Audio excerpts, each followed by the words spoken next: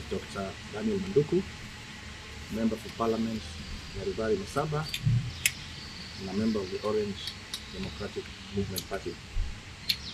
First, I want to pass my condolences to the families and the relatives of those dear children that we lost in the demonstrations that took place on Tuesday.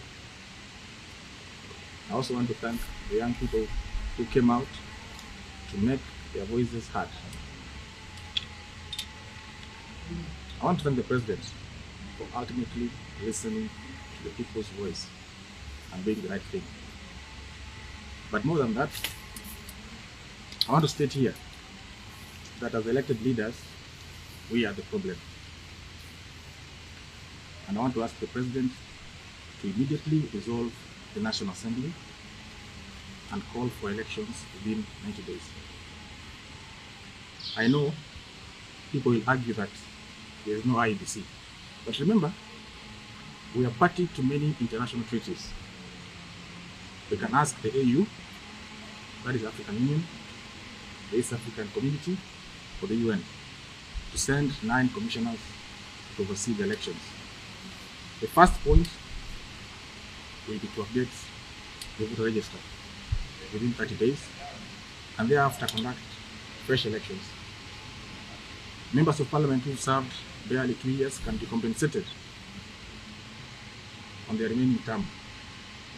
It is not tenable that we can go back to that house which has been desecrated. And remember, Article 1 of our Constitution talks about the power belonging to the people, and that we as elected members only exercise it on their behalf. What we saw on Tuesday is that the public came to take back their power, and it is time we called a spade a spade. I want to ask Kenyans not to allow their members of Parliament to go back to Parliament, even myself included. Yesterday, I saw the President reading a statement and his deputy reading a statement a few minutes later. 2 statements that seemed to come from different arms of government. It is my considered view that the government has failed in its duties to protect Kenyans. Further than that, we're asking the President to immediately reconstitute his cabinet and get competent people, and I say competent people, to work for him.